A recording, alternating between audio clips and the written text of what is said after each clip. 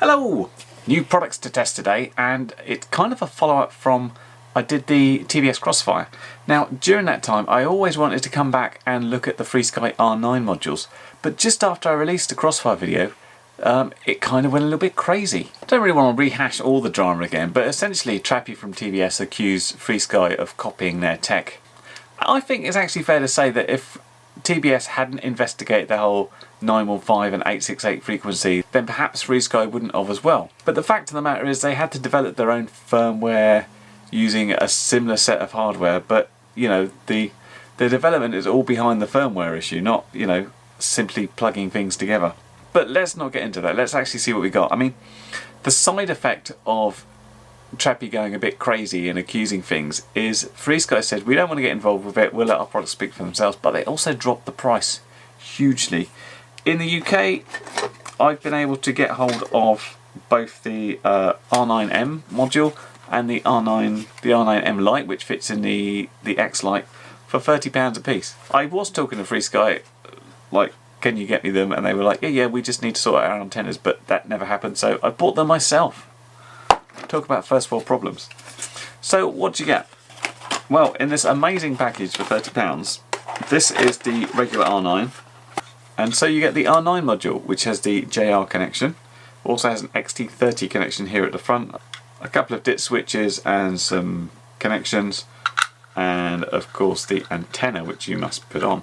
Do note that this uses a sort of single omni rather than any sort of dipole T-type antenna. Also in the box you have, of course, the instructions, although pretty brief. This is the R9MM receiver, which is tiny. It's about the size of a FrSky XM, not even the XM Plus. It's that small, and that's got this little dipole at the end. In this one, same receiver, same instructions. Look how tiny the module is. So I was really quite attracted to that, and you get a slightly different little omni antenna, which looks like that. Tiny, isn't it? I quite like this new design to go in the back of the x-lite, and I'm really enjoying the x-lite at the moment. So we will check that out. Okay, so this is what they look like physically, but how do they work?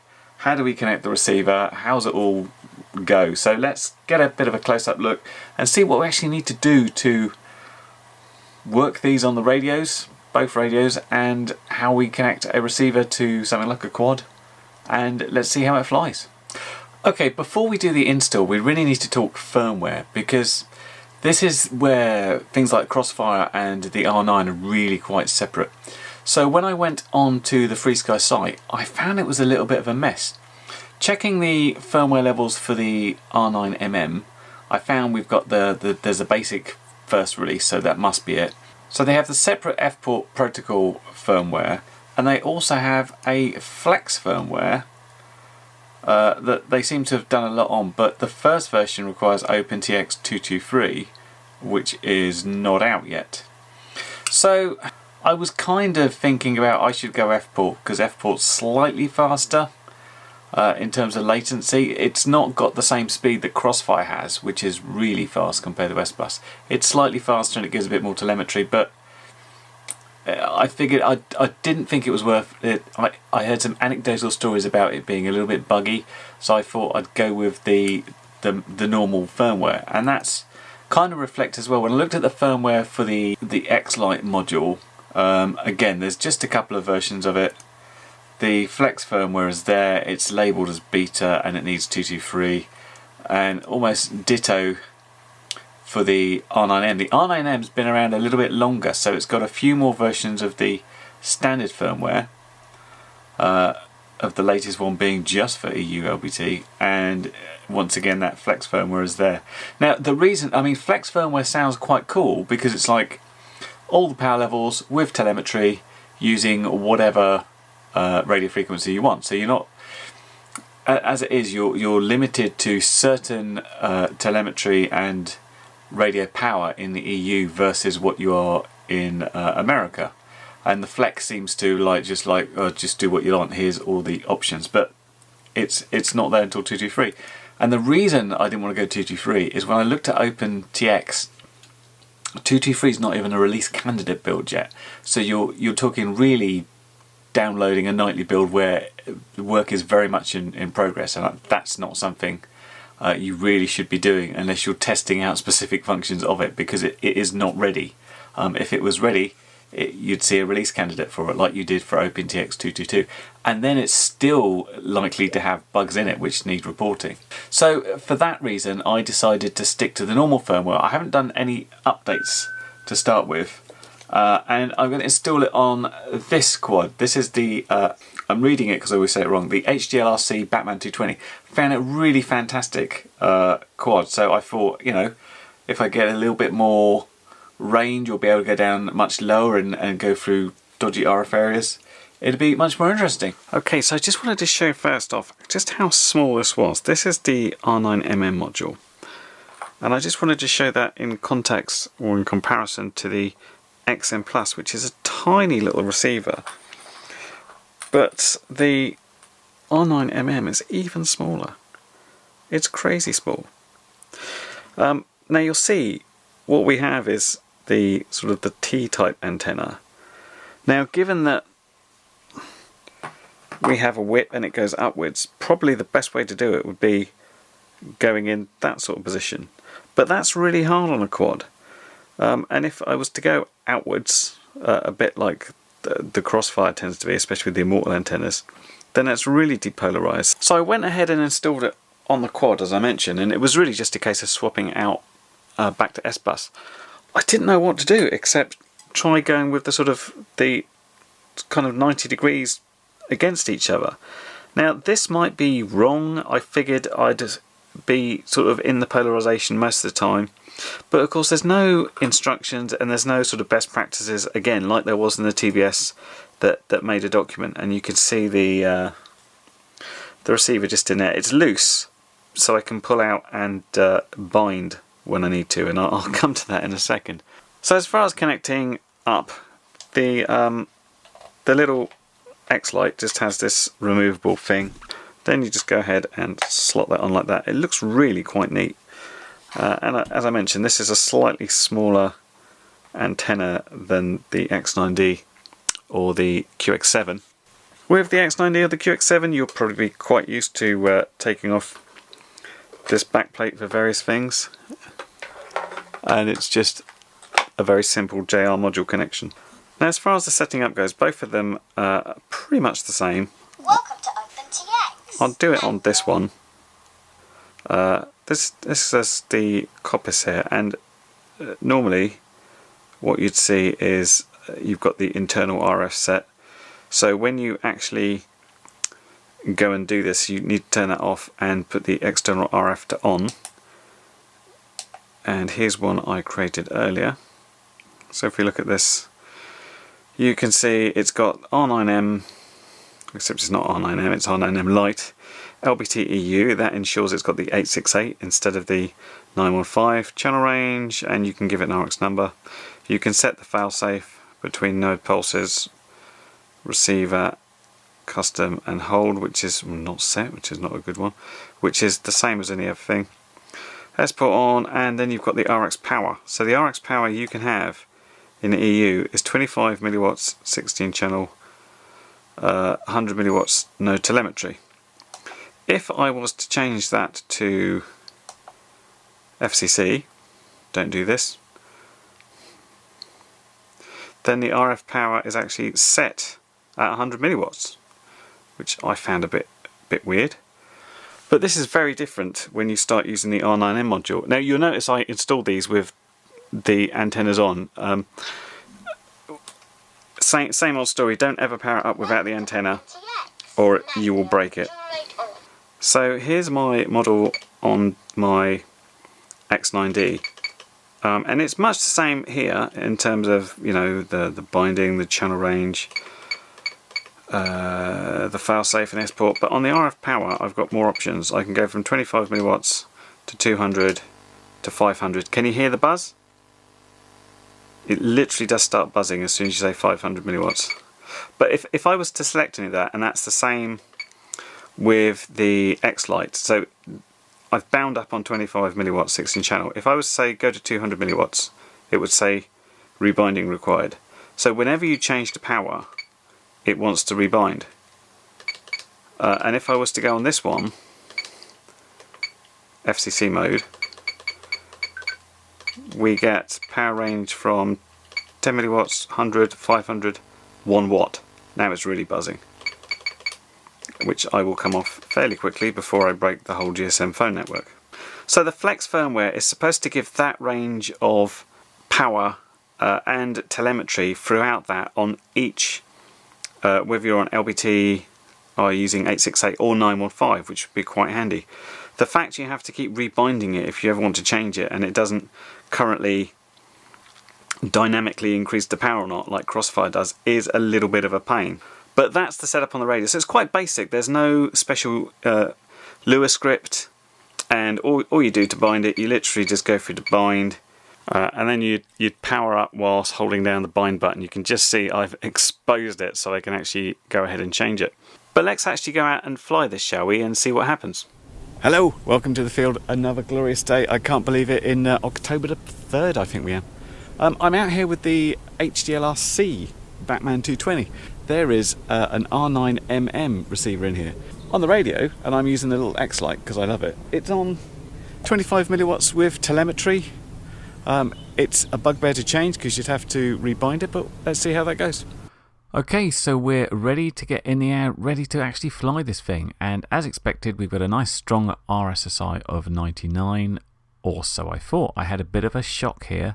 I'm just going along, I'm 100 meters away, and my RSSI has dropped under 30% at some point, which shocked me to say the least. I'm like, what the hell's going on here? I can get right to the end of the field and still be 80+% on 2.4, and yet this thing seems to be ready to drop out of the sky. So you see me at the end of the field really high, trying to keep the RSSI up, panicking that it's going to fall out, because if I was under 30% on a 2.4 receiver, I'd pretty much expect it to be foul-safing, but with this I'm keeping signal. Going to the other end of the field behind me now, where the RF situation is usually very bad, actually is a better signal strength than the other end, which is slightly bizarre, but still, you know, very poor signal compared to what I'd be used to on 2.4, at least in the RSSI reading. So I was really confused by those very low RSSI readings. Now that was in 25 milliwatts with telemetry on, so I decided to change it and up the power level to 100 milliwatts, which you don't get telemetry for. But if you look at it, it's not too dissimilar to what it was before. It is a little bit better. I think on 25 milliwatts we're around the sort of 30% mark. On 100 milliwatts, well, it's still not great. We're still hovering around the 30s and 40s. Something here is clearly a bit weird. So I bring it back to land and change it back to 25 milliwatts with telemetry, because something occurred to me, and that was I wasn't getting warnings from the radio saying RSSI low, which I should be getting as soon as it drops under about 45% for low and 42% for critical. So what I decided to do is get the reading quite low and just land it down in the field. And this is less than 100 meters away from me. And if I put it down next to this post, I should be able to get a decent reading of what it is on my RSSI, and then I'll be able to take my goggles off and look at what I'm getting at the radio. Okay, this is interesting because if we look on the screen right now, we've got an RSSI value of between 28 and 30. But if we look at here, it says 54. I don't think the RSSI is working. So what I ended up doing, again on 25 milliwatts with telemetry, is getting the GoPro sitting right on the floor and filming my screen. I'd set up the telemetry screen on the radio so I could see the difference, albeit when I played it back, against what the radio RSSI thought it was and what the receiver thought it was. And there's a world of difference. Look at this. It drops to 12% there, and then it goes all the way down to single figures. We actually got to 5% on screen there. And still on, it drops to about 26% RSSI. There's definitely a discrepancy here though, and I was able to go around and drop this into the single figures various times. What's quite interesting about it is you figure if the RSSI gets that low, you're dropping out the sky. That that didn't happen. I had full control all the time. So what to do? I figured, as I hadn't even tested the R9M at this point, what I should do is make sure everything is updated, the firmware latest level, come back and do all of it again. So try the x-lite, try the R9M, and see what the situation is. So flashing the firmware of the module is pretty basic. If you've done it on anything before, you'll be very familiar with it. Just get the firmware on your radio. We've got the R9 LBT, that's the latest version. Long press, flash external module, and it will go along and do that. Does it make any flashing thing here? Yeah, sort of goes red and green, indicates it's going. Now, one of the problems here is I didn't know what firmware version I was on. There's nothing to tell me this, and it's not like there's the Lua script where you can go in like Crossfire does and it tells you exactly what firmware you're on. Fortunately, I didn't have to update the receiver because I'd have to desolder that and do it. Again, unlike Crossfire, which you can do it over the air. But what I did, I just downloaded the latest code for both the modules and installed them. And it's the same thing on the x-lite. You just put the firmware in and you flash the external module. And again, it could be the fact that I'm just overwriting the same firmware with what's already gone before. But, you know, this is being on the safe side as much as I can. So back at the field again, and this time I'm testing out the R9M module first in my X9D transmitter. And we're back at 25 milliwatts with telemetry, and things seem an awful lot better, don't they? We're still at 99% going out here, and it's only on the turn that we actually see a dip in the RSSI. That's not to say it doesn't dip at all. We've got several places around the field here behind myself, and not too far, where we sort of dip into the 30s and 40s, which is still a little bit odd, and it's still not matching up with the RSSI that the telemetry is sending back. But generally speaking, I guess it's looking at least a bit more consistent than the x-lite is. So when I landed, I decided to try the R9M module on 200 milliwatt setting because I had the option to, and rather weirdly the RSSI value actually got worse. It didn't go up and down in the sort of big chunks that it did on 25, so it kind of stayed around the same sort of region, but it was generally lower. And at this point I'm just like, what's going on with this? What is the actual signal strength? I really could do with knowing what it would be. I mean, you see it going up and down even when I'm going quite close to myself. That's really bizarre. So if you're thinking, hey, what about the x-lite module? How did that work out? Well, pretty much the same as it was, unfortunately. Take a look here. We're down to 30, and as I come down further, it's in the single figures yet again. But yet again, we've got full control. So it's quite likely I was already on the sort of the same firmware I was previously. Now, I did wonder, is it down to the antennas? There's different antennas, so I swapped them over. I tried the R9M module on the x-lite. I tried the x-lite antenna on the R9M, but it broadly the same results, which was a weird RSSI value. Well, they're not really the kind of conclusion I was hoping for or expecting. We got some really weird RSSI issues going on here, and you're probably wondering, like, yeah, what do you care? It's like you could fly all around your field, you had control, what was the problem? It's all about a matter of confidence. I like using an RSSI value because if I'm flying somewhere where it's more risky if I crash, for example, I'm over water or I'm over the top of big trees, if my RSSI value is good and high, then I know I've got little chance of fail-safing and going down. If the RSSI value is jumping all around and is like under 10% half the time, then how do you know when it is actually going to have a problem? Because it's reporting it's practically got no signal when it seems to have a fine signal. So that's weird. I mean, at the same time, it definitely was able to outfly what I've done with my 2.4 FrSky receivers in that field. There was areas there behind myself going down low there where things would have just dropped out of the sky, and they have repeatedly, which is why you don't normally see me flying that way. So I keep thinking to myself, is this a cross-polarization problem? The antennas for the R9 poke upwards. They are vertically polarized. So obviously the ideal position for your antenna would be this way. But it just doesn't go on a quad very well when you have to sort of stick it out the back away from the carbon. It's kind of in the prop zone. On Crossfire, where you'd have the option to go horizontally or vertically depending how you do it, it's much more easily.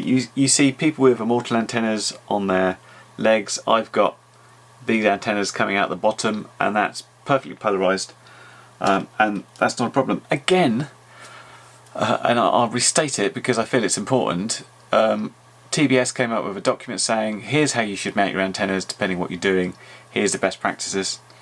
There was nothing that FrSky provided, so I ended up with this.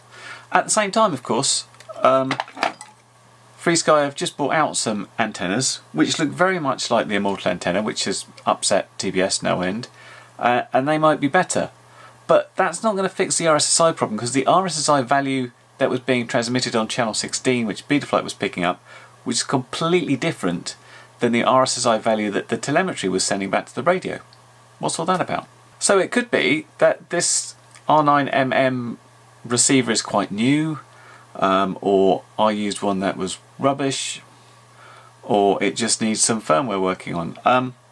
I haven't got any of the other receivers, and part of the reason I put videos like this out there is to just describe my findings, let you guys come back to me and say, oh you idiot, you've done this wrong, or share your experiences about, hey, I've used this receiver and this was my experience, or I've also used this receiver and I didn't have any problems at all, you're doing something bad. Because I'm always interested to know different experiences depending on what we got, because we could have issues with hardware, we could have issues with firmware, it's anyone's guess really.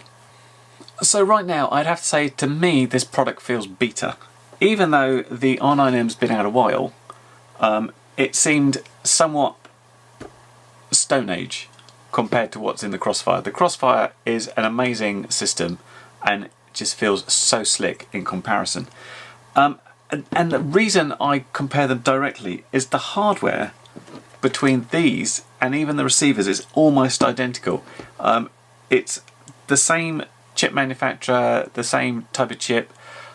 It's just a slightly different revision of the hardware. So I know that the R9M is capable of amazing things if they're going to spend time developing it, and that's why I describe it as beta. And certainly the reason I'm not going to jump on the beta code when the actual code feels beta as well, because I'd have to describe the beta code as perhaps alpha or pre-alpha, who knows. So certainly not the end of it, because there's more stuff to test here. I just can't go through every single permutation of trying to see what I can do to get the best out of it. I guess perhaps the best bet is going to be to try the Flex firmware, since this seems to give, as the name suggests, the more flexible versions of being able to use telemetry in different powers, and it's adaptive power, which becomes more like Crossfire. It's able to change the power output depending on your signal strength. But to do that, we really need OpenTX 223 to get released. I don't want to jump in there beforehand and try it.